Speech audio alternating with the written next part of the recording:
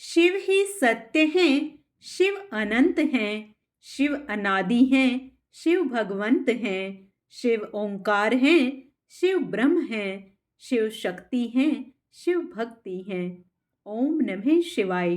आप सभी का मेरे YouTube चैनल भक्ति सागर में पुनः स्वागत है। आज का अपना वीडियो शुरू करने से पहले आप सभी से विनम्र प्रार्थना है, यदि आप मेरे चैनल पर नए आए हैं और अभी तक मेरे चैनल को सब्सक्राइब नहीं किया है तो व्रत त्योहारों से संबंधित सभी जानकारियां प्राप्त करने के लिए, सभी व्रत कथाएं सुनने के लिए, प्रतिदिन के पंचांग की जानकारी प्राप्त करने के लिए, प्रतिदिन के महात्म्य स्मरण करने के लिए कृपया मेरे चैनल को सब्सक्राइब अवश्य करें। वीडियो यदि पसंद आता है तो लाइक एंड शेयर भी करें। प्रतिदिन शिव भक्ति की श्रृंखला में आइए सुनते हैं आज की कहानी। एक बार भगवान शिव कैलाश पर्वत पर वेदों का रहस्य पार्वती को समझाने लगे। माता पार्वती बड़े ध्यान से सुन रही थी, किंतु बीच बीच में वे ऊँघने भी लगती थी। जब बहुत प्रयत्न करने पर भी पार्वती अपने मन को एकाग्र न रख सकी तो शिव क्रोध में आकर बोले, पार्वती, यह क्या हो रहा है? मैं तुम्हें इतना गूढ़ रहस्य समझा रहा हूँ और तुम हो कि झपकियाँ ले रही हो। तुम में तो इतनी ही बुद्धि है जितनी किसी मछुए की स्त्री में। जाओ, मृत्युलोक में किसी मछुए की स्त्री के रूप में जन्म लो। शिव के शाप से पार्वती उसी क्षण वहां से गायब हो गई। बाद में शिव को बहुत पछतावा हुआ कि यह मैंने क्या किया। जिसका स्नेह मेरे लिए अगाध था उसी को मैंने आवेश में आकर त्याग कर दिया। शिव की मनोदशा उनके परम सेवक नंदी से छिपी न रह सकी। वह सोचने लगा, स्वामी बहुत बेचैन है माता पार्वती के बिना। जब तक माता लौटेंगी नहीं, स्वामी को चैन नहीं पड़ेगा। उधर पार्वती मृत्युलोक में पहुंची और एक शिशु बालिका के रूप में पुन्नई वृक्ष के नीचे लेट गई। थोड़ी ही देर में पुरवर कबीले के कुछ मछुए अपने सरदार के साथ वहां से गुजरे तो उनकी नजर उस शिशु बालिका पर पड़ी। सरदार ने बालिका को उठाया और उसे भगवान का भेजा प्रसाद समझकर अपने घर ले आया। उसने बालिका का नाम रखा पार्वती। जब वह कुछ बड़ी हुई तो अपने पिता के साथ मछली पकड़ने जाने लगी। बड़ी होकर उसने नाव चलाना भी सीख लिया। पार्वती अपूर्व सुंदरी थी। कबीले के कितने ही युवक उसके रूप की प्रशंसा करते नहीं थकते थे। उनमें से कोई तो पार्वती के साथ विवाह के इच्छुक थे, लेकिन पार्वती उनमें से किसी के साथ भी विवाह करने की इच्छुक नहीं थी। उधर कैलाश पर्वत पर शिव को पार्वती का वियोग असहनीय हो रहा था। एक दिन उन्होंने अपने मन की व्यथा नंदी से कह डाली। बोले, नंदी, मैं रात दिन पार्वती के बिना बहुत बेचैन रहता हूँ और उस घड़ी को कोसता रहता हूँ जब मैंने गुस्से में आकर पार्वती को शाप दे दिया था। काश उस समय मैंने धैर्य से काम लिया होता। नंदी ने हाथ जोड़कर कहा, स्वामी, तब आप पृथ्वी पर जाकर उन्हें ले क्यों नहीं आते? कैसे लाऊं नंदी? उसका विवाह तो किसी मछुए से होगा। शिव के मुंह से कराहसी निकली। शिव के मन की व्यथा जानकर नंदी विचार करने लगा कि मुझे कोई ऐसा जतन करना चाहिए जिससे स्वामी को मछुआ बनना पड़े। यह विचार करके नंदी ने एक बहुत बड़ी मछली का रूप धारण कर लिया और उस तट की ओर चल पड़ा जिधर परवर कबीले के मछुआरे रहते थे। वहां पहुंचकर मछली बने नंदी ने मछुआरों के बीच आतंक फैला दिया। मछुआरे जल में अपने जाल डालते तो मछली उनके जालों को काट डालती, उनकी नावें पलट देती। मछली का आतंक अब ज्यादा ही बढ़ गया तो कबीले के मुखिया ने घोषणा कर दी, जो भी आदमी इस मछली को पकड़ लाएगा उसी के साथ मैं अपनी बेटी का विवाह कर दूंगा। अनेक युवकों ने उस मछली को पकड़ने की कोशिश की, लेकिन असफल रहे। असहाय होकर मछुआरों के सरदार ने शिव की शरण ली। हे दया सागर, हे कैलाशपति, हमें इस मछली से छुटकारा दिलाओ। मुखिया की बेटी ने भी शिव की आराधना करते हुए कहा, हे सदाशिव, हे प्रलयंकर, हमारी सहायता करो। अब तो हमें आपका ही सहारा है प्रभु। शिव ने उनकी पुकार सुनी। एक मछुए का वेश बनाकर वे मुखिया के पास पहुंचे। उन्होंने मुखिया से कहा, मैं उस मछली को पकड़ने के लिए यहाँ आया हूँ।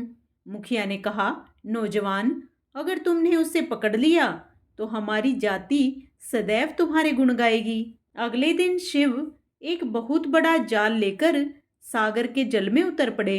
उन्होंने जाल फेंका तो मछली आकर उसमें फंस गई, जो वास्तव में नंदी था। मछली बना नंदी सोचने लगा, मेरा काम हो गया, अब स्वामी और माता का मिलन हो जाएगा। शिव मछली को किनारे लाए।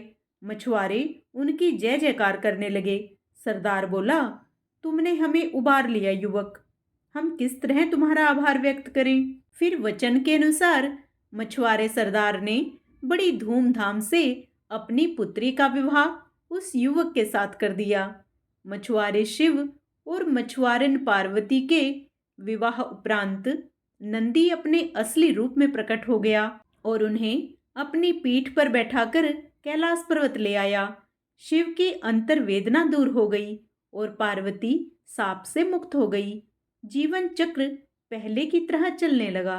जय भोलेनाथ। पुनः भगवान शिव व माता पार्वती का मन में स्मरण करते हुए शिव महापुराण का आगे का अध्याय स्मरण करते हैं। ब्रह्मा जी कहते हैं, नारद, ऐसा कहकर पार्वती उन ब्राह्मण देवता के सामने ही अग्नि में समा गई। यद्यपि ब्राह्मण देव सामने ही उन्हें बारंबार ऐसा करने से रोक रहे थे। अग्नि में प्रवेश करती हुई पर्वतराज कुमारी पार्वती की तपस्या के प्रभाव से वह आग उसी क्षण चंदन पंख के समान शीतल हो गई। क्षण भर उस आग के भीतर रहकर जब पार्वती आकाश में ऊपर की ओर उठने लगी, तब ब्राह्मण रूपधारी शिव ने सहसा हंसते हुए उनसे पुनः पूछा, ओह भद्रे, तुम्हारा तप क्या है? यह कुछ भी मेरी समझ में नहीं आया। इधर अग्नि से तुम्हारा शरीर नहीं जला, यह तो तपस्या की सफलता का सूचक है, परंतु अब तक तुम्हें अपना मनोरथ प्राप्त नहीं हुआ, इससे उसकी विफलता प्रकट होती है। अतः देवी, सबको आनंद देने वाले मुझ श्रेष्ठ ब्राह्मण के सामने तुम अपने अभिष्ट मनोरथ को सच सच बताओ। ब्रह्मा जी कहते हैं, नारद, ब्राह्मण के इस प्रकार पूछने पर उत्तम व्रत का पालन करने वाली अंबिका ने अपनी सखी को उत्तर देने के लिए प्रेरित किया। पार्वती से प्रेरित हो उनकी विजया नामक प्राण प्यारी सखी ने, जो उत्तम व्रत को जानने वाली थी, जटाधारी तपस्वी से कहा, साधो, तुमसे पार्वती के उत्तम चरित्र का और इनकी तपस्या के समस्त कारणों का वर्णन करती हूँ। आप सुनना चाहते हो तो सुनिए। मेरी सखी गिरिराज हिमाचल की पुत्री हैं। ये पार्वती और काली नाम से विख्यात हैं तथा माता मेनका की कन्या हैं। अब तक किसी ने इनके साथ विवाह नहीं किया है। ये भगवान शिव के सिवा दूसरे किसी को चाहती भी नहीं। उन्हीं के लिए 3000 वर्षों से तपस्या कर रही हैं। भगवान शिव की प्राप्ति के लिए ही मेरी इन सखी ने ऐसा तप प्रारंभ किया है। विप्रवर, इसमें जो कारण है उसे बताती हूँ। ये पर्वतराज कुमारी ब्रह्मा, विष्णु तथा इंद्र आदि देवताओं को भी छोड़कर केवल पिनाकपाणी भगवान शंकर को ही पति रूप में प्राप्त करना चाहती हैं और नारद जी के आदेश से यह कठोर तपस्या कर रही हैं। द्विजश्रेष्ठ, आपने जो कुछ पूछा था उसके अनुसार मैंने प्रसन्नतापूर्वक अपनी सखी का मनोरथ बता दिया। अब आप और क्या सुनना चाहते हैं? ब्रह्मा जी कहते हैं, नारद, विजया का यह यथार्थ वचन सुनकर जटाधारी तपस्वी रुद्र हंसते हुए बोले, सखी ने यह जो कुछ कहा है उसमें मुझे परिहास का अनुमान होता है। यदि यह सब ठीक हो तो पार्वती देवी अपने मुंह से कहें। जटिल ब्राह्मण के इस प्रकार कहने पर पार्वती देवी अपने मुंह से यूं कहने लगी। पार्वती बोली, जटाधारी विप्रवर, मेरा सारा वृत्तांत सुनिए। मेरी सखी ने जो कुछ कहा है वह ज्यों का त्यों सत्य है, उसमें असत्य कुछ भी नहीं है। मैं मन, वाणी और क्रिया द्वारा सत्य कहती हूँ, असत्य नहीं। मैंने साक्षात पति भाव से भगवान शंकर का ही वर्णन किया है। यद्यपि जानती हूँ वह दुर्लभ वस्तु भला मुझे कैसे प्राप्त हो सकती है, तथापि मन की उत्कंठा से विवश हो मैं तपस्या कर रही हूँ। ब्राह्मण से ऐसी बात कहकर पार्वती देवी उस समय चुप हो गई।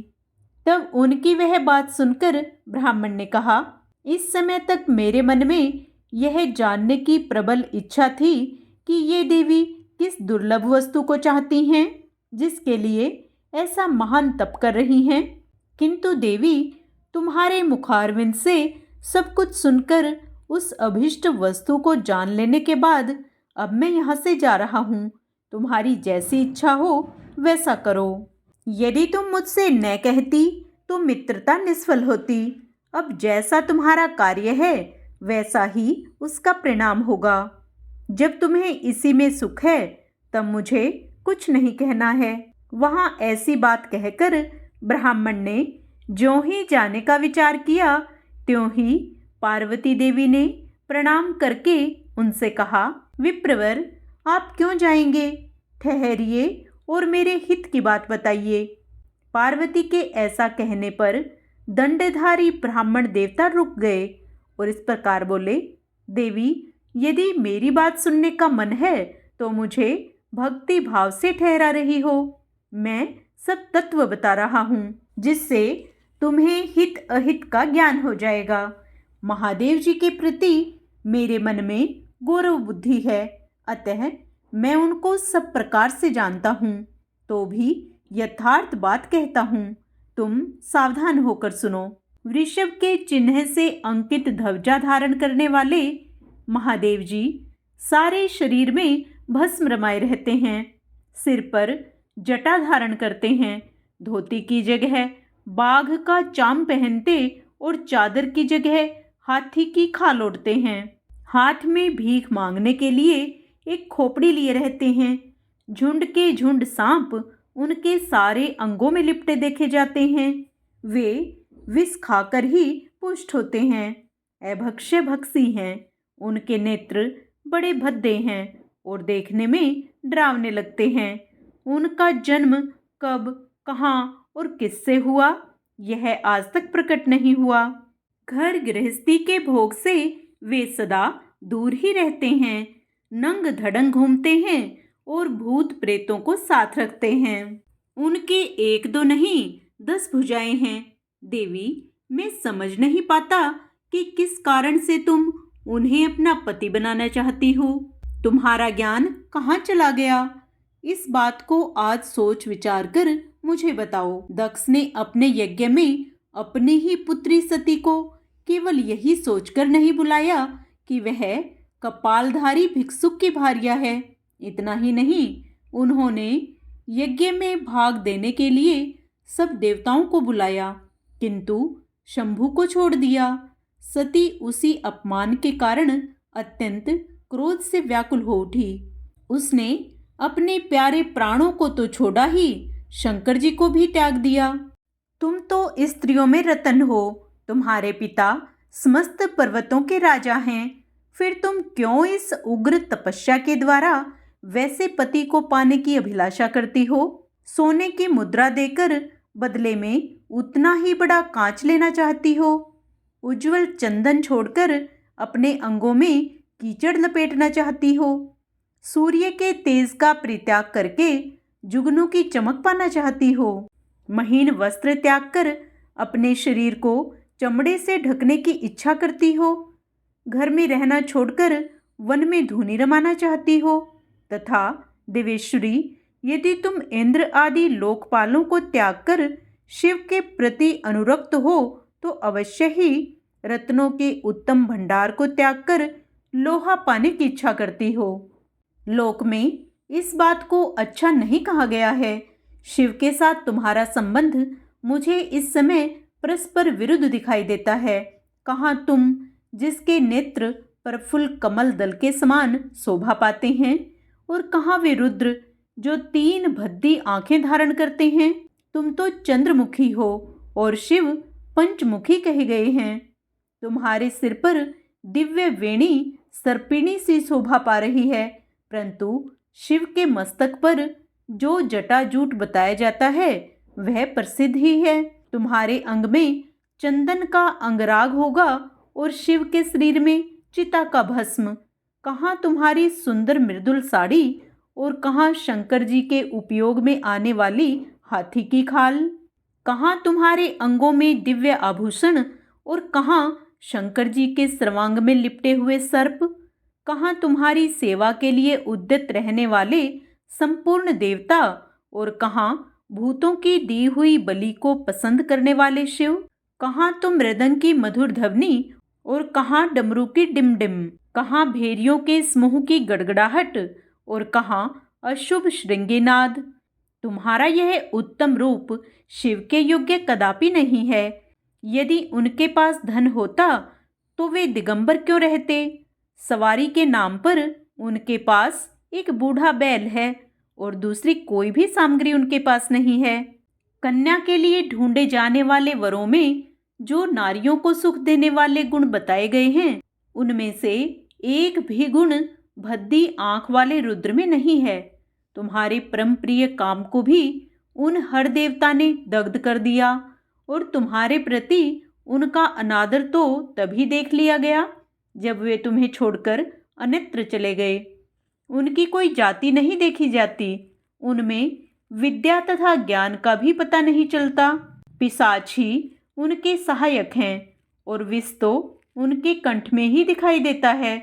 वे सदा अकेले रहने वाले और विशेष रूप से विरक्त हैं, इसलिए तुम्हें हर के साथ अपने मन को नहीं जोड़ना चाहिए। कहाँ तुम्हारे कंठ में सुंदर हार और कहाँ उनके गले में नरमुंडों की माला। देवी, तुम्हारे और हर के रूप आदि सब एक दूसरे के विरुद्ध हैं, अतः मुझे तो यह संबंध नहीं रुचता। फिर तुम्हारी जैसी इच्छा हो वैसा करो। मैं तो कहता हूँ कि तुम उस असत की ओर से अपने मन को हटा लो, अन्यथा जो चाहो वह करो, मुझे कुछ नहीं कहना है। ब्रह्मा जी कहते हैं, नारद, यह बात सुनकर पार्वती शिव की निंदा करने वाले ब्राह्मण पर मन ही मन कुपित हो उठी और उससे बोली, बाबा जी, अब तक तो मैंने यह समझा था कि कोई दूसरे ज्ञानी महात्मा आ गए हैं, परंतु अब सब ज्ञात हो गया। आपसे क्या कहूँ, विशेषतः उस दशा में जब आप अवध्य ब्राह्मण हैं। ब्राह्मण देवता, आपने जो कुछ कहा है वह सब मुझे ज्ञात है, परंतु वह सब झूठा ही है, सत्य कुछ नहीं है। आपने कहा था कि मैं शिव को जानता हूँ। यदि आपकी यह बात ठीक होती तो आप ऐसी युक्ति एवं बुद्धि के विरुद्ध बात नहीं बोलते। यह ठीक है कि कभी कभार महेश्वर अपनी लीला शक्ति से प्रेरित हो तथा कथित अद्भुत वेश धारण कर लिया करते हैं, परंतु वास्तव में वे साक्षात पर ब्रह्म परमात्मा हैं। उन्होंने स्वेच्छा से ही शरीर धारण किया है। आप ब्रह्मचारी का स्वरूप धारण कर मुझे ठगने के लिए उद्यत हो यहाँ आए हैं और अनुचित एवं असंगत युक्तियों का सहारा ले छल कपट से युक्त बातें बोल रहे हैं। मैं भगवान शंकर के स्वरूप को भली भांति जानती हूँ, इसलिए यथा योग्य विचार करके उनके तत्व का वर्णन करती हूँ। वास्तव में शिव निर्गुण ब्रह्म हैं, कारणवश सगुण हो गए हैं। जो निर्गुण हैं, समस्त गुण जिनके स्वरूप भूत हैं, उनकी जाति कैसे हो सकती है। वे भगवान सदाशिव समस्त विद्याओं के आधार हैं। फिर उन पूर्ण परमात्मा को किसी विद्या से क्या काम। पूर्व काल में कल्प के आरंभ में भगवान शंभु ने श्री विष्णु को उच्छ्वास रूप से संपूर्ण वेद प्रदान किए थे, अतः उनके समान उत्तम प्रभु दूसरा कौन है जो सबके आदि कारण हैं। उनकी अवस्था अथवा आयु का मापतोल कैसे हो सकता है। प्रकृति उन्हीं से उत्पन्न हुई है, फिर उनकी शक्ति का दूसरा क्या कारण हो सकता है। जो लोग सदा प्रेम पूर्वक शक्ति के स्वामी भगवान शंकर का भजन करते हैं, उन्हें भगवान शंभु, प्रभु शक्ति, उत्साह शक्ति और मंत्र शक्ति, ये तीनों अक्षय शक्तियां प्रदान करते हैं। भगवान शिव के भजन से ही जीव मृत्यु को जीत लेता है और निर्भय हो जाता है। इसलिए तीनों लोकों में उनका मृत्युंजय नाम प्रसिद्ध है। उन्हीं के अनुग्रह से विष्णु विष्णुत्व को, ब्रह्मा ब्रह्मत्व को और देवता देवत्व को प्राप्त हुए हैं। शिव जी का पक्ष लेकर बहुत बोलने से क्या लाभ? वे भगवान स्वयं ही महाप्रभु हैं। कल्याण रूपी शिव की सेवा से यहाँ कौन सा मनोरथ सिद्ध नहीं हो सकता? उन महादेव जी के पास किस बात की कमी है जो वे भगवान सदाशिव स्वयं मुझे पाने की इच्छा करें? यदि शंकर की सेवा न करें तो मनुष्य 7 जन्मों तक दरिद्र होता है और उन्हीं की सेवा से सेवक को लोक में कभी नष्ट न होने वाली लक्ष्मी प्राप्त होती है। जिनके सामने 8 सिद्धियां नित्य आकर सिर नीचा किए इस इच्छा से नृत्य करती हैं कि वे भगवान हम पर संतुष्ट हो जाएं, उनके लिए कोई भी हितकर वस्तु दुर्लभ कैसे हो सकती है? यद्यपि यहाँ मांगलिक कही जाने वाली वस्तुएं शंकर का सेवन नहीं करती, तथापि उनके स्मरण मात्र से ही सबका मंगल हो जाता है। जिनकी पूजा के प्रभाव से उपासक की संपूर्ण कामनाएं सिद्ध हो जाती हैं, सदा निर्विकार रहने वाले उन परमात्मा शिव में विकार कहाँ से आ सकता है? जिस पुरुष के मुख में निरंतर शिव यह मंगलमय नाम निवास करता है, उसके दर्शन मात्र से ही अन्य सब सदा पवित्र होते हैं। जैसा कि आपने कहा है, वे चिता का भस्म लगाते हैं, परंतु यदि उनका लगाया हुआ भस्म अपवित्र होता तो उनके शरीर से झड़कर गिरे हुए उस भस्म को देवता लोग सदा अपने सिर पर कैसे धारण करते? जो महादेव सगुण होकर तीनों लोकों के कर्ता धर्ता और हर्ता होते हैं तथा निर्गुण रूप में शिव कहलाते हैं, वे बुद्धि के द्वारा पूर्ण रूप से कैसे जाने जा सकते हैं? परब्रह्म परमात्मा शिव का जो निर्गुण रूप है, उसे आप जैसे बाहिर्मुख लोग कैसे जान सकते हैं? जो दुराचारी और पापी हैं, वे देवताओं से बहिष्कृत हो जाते हैं। ऐसे लोग निर्गुण शिव के तत्व को नहीं जानते। जो पुरुष तत्व को न जानने के कारण यहाँ शिव की निंदा करता है, उसके जन्म भर का सारा संचित पुण्य भस्म हो जाता है। आपने जो यहाँ अमित तेजस्वी महादेव जी की निंदा की है और मैंने जो आपकी पूजा की है, उससे मुझे पाप की भागिनी होना पड़ा है। शिवद्रोही को देखकर वस्त्र सहित स्नान करना चाहिए। शिवद्रोही का दर्शन हो जाने पर प्रायश्चित करना चाहिए। इतना कहकर पार्वती जी उस ब्राह्मण पर अधिक रुष्ट होकर बोली, अरे ओ दुष्ट! आगे का अध्याय हम अपने कल के वीडियो में करेंगे। पूर्ण पुण्य लाभ प्राप्त करने के लिए आप उसे भी अवश्य स्मरण करें। आइए अब भगवान शिव की प्रसन्नता प्राप्त करने के लिए भगवान शिव की आरती करते हैं। ओम जय शिव ओंकारा, प्रभु हरि शिव ओंकारा, ब्रह्मा विष्णु सदा शिव अर्धांगी धारा। ओम हरे हरे हरे महादेव, एकानन चतुरानन पंचानन राजे, हंसानन गरुड़ासन वृषवाहन साजे। ओम हरे हरे हरे महादेव। 2 भुज 4 चतुर्भुज 10 भुज ते सोहे, तीनों रूप निरखता त्रिभुवन जन मोहे।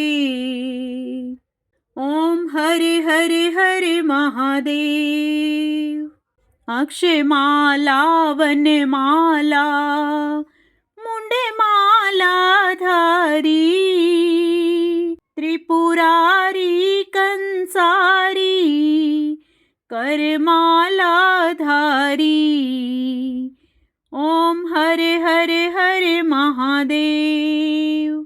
श्वेतांबर पीतांबर वाघांबर अंगे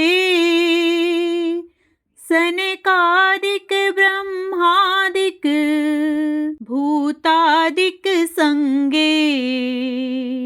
ओम हरे हरे हरे महादेव। करमध्ये चकमंडलू चक्र त्रिशूल धरता